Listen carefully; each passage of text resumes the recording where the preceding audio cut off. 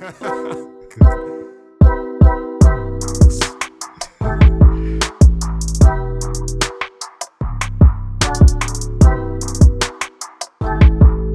me ask you something a little more related to, you say you work at UE, so, and we all know students going and they're already using ChatGPT in terms of assignments and exams or whatever, so what's your thoughts on like a university or whatever in incorporating some type of ChatGPT style or AI within the course itself, instead of, we know students going and use it anyway, but being kind of proactive and trying to incorporate it into the whole learning experience for the student, because at the end of the day, there's only so much AI could do it. It's supposed to just give you a platform and the student needs to build on it, Some students may not take it that way. They may feel like, it's just wholesale copy and paste. But if you start incorporating it into the whole teaching and learning experience, because at the end of the semester, you still need to go in the exam room and write an exam, and you're not going to have ChatGPT there to help you. So what's your thoughts on AI in that environment? Well, since the inception of that, in November last year, ChatGPT really came about, right? Mm-hmm. I was always for embracing the technology. Then, of course, we would have had folks not just at our university, but at universities across the world with this antagonistic approach to ChatGPT. We could summarize it as ChatGPT. Forget all the other options. Bard is Bard. I use Bard from time to time. Correct, yeah. All right. And it's like, well, they're going to use it to cheat and whatever, and X, Y, and Z, right?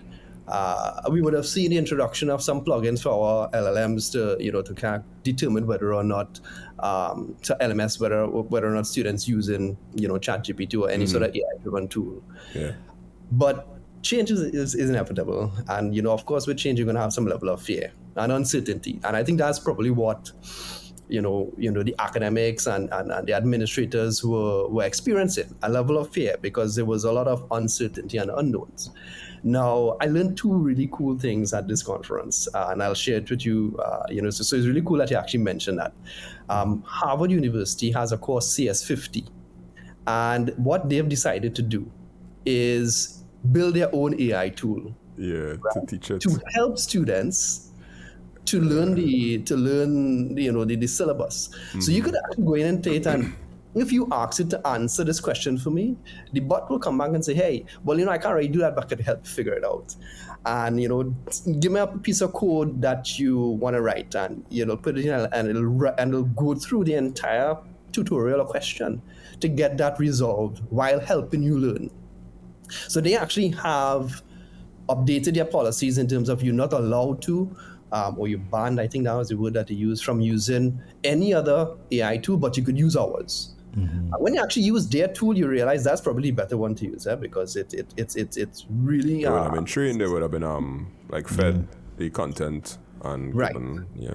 And again, they would have eliminated the level of hallucination from those things, so you will not probably get really wrong answers, right? Because it's based on the data set that is. Yeah. And another thing that I learned, which is coming up soon, is from Khan Academy. They're actually building a chat tutor, right? I think it's called Kanmigo. And essentially it's the same thing. You could go in and type out the equation and ask it to solve it and say, hey, well, I can't solve this for you, but I can help you figure it out. And it goes through the equation, and, testing with values and the variables and so on. And it's really, really cool. So I see organizations like Khan Academy and Ivy Leagues like Harvard probably leading the way with how other universities and education institutions should approach the advent of AI. It's like, okay, embrace the technology.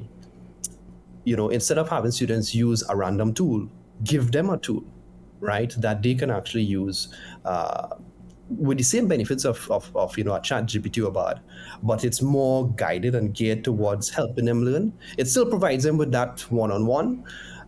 So that's why I think I've embraced it from the get-go, and I think that this is a nice option. But in Trinidad, technology is the devil, and I'm a teacher, And I ain't gonna lie to you, the past week, I did over all of my tests for a particular module in Form 6 IT by just putting in the words from the syllabus and say, all right, here, create a question for me. So I was using ChatGPT and BARD side by side, putting the same prompts in both of them, and I just take the better question from either one, and I do over about 15 tests in one day. And I was like, but this is life. Look at the questions. I don't have to type out everything anymore. But if I go in school and I try to get, I don't know, some teachers to use this or whatnot, they'll be like, nah, that is not independent thought. You're dumbing it down and all that kind of stuff. And that's the cry from a lot of teachers where they see this as getting people lazy. So getting everybody lazy from top to bottom. And I want to find a way to, I even released some YouTube videos with tutorials for teachers on how to use it for like teachers who are interested. I want to find a way to make sure that people understand that we're not dumbing it down. It's just like when you got your scientific calculator, you started to work out sine and cosine for yourself, but then there was a button called sine, and you could now create the graph faster. And that takes a while. How does that happen in our context? How have you seen it happen, or how do you think it's possible for it to happen? Because a lot of the heads not going to run after it now. They'll just see it as laziness. I think we really knew in this whole landscape. Like I said, it's just November last year. This came out, but it came out with a bang, right?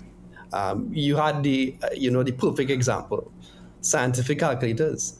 Logarithm calculators. Prior to that, you had to go through a book and read, and it would have however long to figure out the same thing that you could do on the calculator. It's not like your brain was figuring out those things, right? So again, you have advances in technology that helps make certain things more efficient, and it's a matter of embracing it and figuring out what's the best way to use it. So now you would have certain instances where during a class time, the teacher might say, all right, we're not using calculators to figure out this. I want you to draw the graph, I want you to figure it out. So you kind of get to understand it.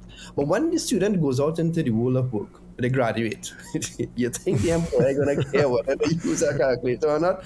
I want the answer in the fastest way and in the most accurate way as well, which is where the technology comes in. So we have to start to explain it from that perspective.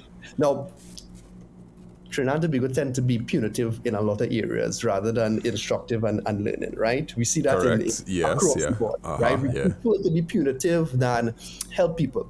Now, you get to see this even more when you travel, right? And when you go to different universities or go to different places of employment and you realize, okay, here's even a better example. So you go to a retail store in the US, right? Any retail store. And you ask them for something, they say, well, we don't have that, but you can check this place.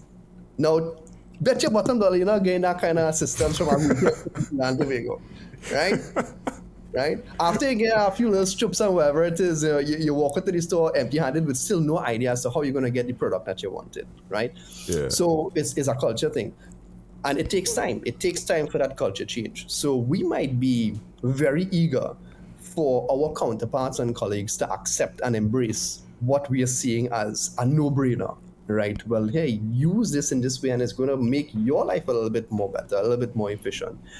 But it will take a little bit more doing, and it might seem a bit more frustrating from folks like you and me because, it's there, it's almost ready to use in a production way, and you have other individuals saying, nah boy, that diminishing thought and so on. But look at Google. Tell me Google not doing the same thing. Those same teachers probably was Google up questions and pull it out from normal. What 10 years ago they would have been against it too. Right. So I mean, it's 6 or 1.5 dozen of year. The technology is just advancing. We just need to embrace it. Listen to whoever listening to the podcast. If you're a teacher, I know how at least one or the other. Just go and bring it up in the staff meeting because it will take incremental changes and pieces of things. Because from a IT person perspective, there are many things, many problems that I could see being solved in the education system. But when you bring it up, boy, people just like nah, that technology thing, it's not trustworthy, and you can't count on it, and it's almost like we still in the mindset of, when you used to have blade servers back in the day, and the server used to go down and all that kind of stuff, and you're like, no, we have the cloud now. The only thing that we really have to worry about is the internet staying up. Once the internet can stay up, we still have blade servers. It's not just back in the day. Well, companies are still using blade servers. They have it for a purpose because they need their stuff on-prem.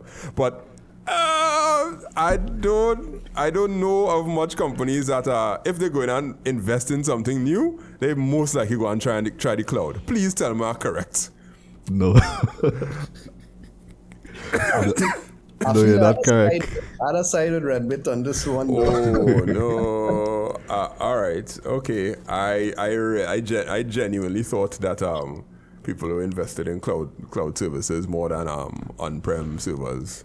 Some people see it as a risk, so that's probably why, But there are companies that do it. I'm not saying all in, but there are some things that you will do with your blade server, but there are some things where like Google Workspace. Is there anybody going to try and host their own Outlook server? Yeah. Yes. Yes. I gotta know. Don't try and put logic into that answer. Just accept the fact that yes, some people still email locally. Okay. I'm not going any further. And there's probably personal experience too. Well, but, both are y'all in larger industries or larger organizations or whatnot. So okay. But no, I don't want to believe that cloud-based email is available and somebody chooses to have an Exchange server. You could probably just look at government. I'm sure government still have a lot of stuff. They have a lot of stuff on-prem. Of course, well, yeah, but that's government, but like private places and private organizations. From what I know, they managing their email via the cloud service provider, and when they go down, their email goes down, but they have the 99.9% SLA uptime and that kind of thing. So that's okay. Wait. So then, what about hosting websites? Like it still have people in Trinidad trying to host their website on-prem? I doubt. They may use like a local provider, that has hosting services. TTNIC? Not TTNIC, but TTNIC is just the domains, yeah. The domains, I think Airlink. Airlink is one of them. So some people use like local, yeah. Yeah, all right.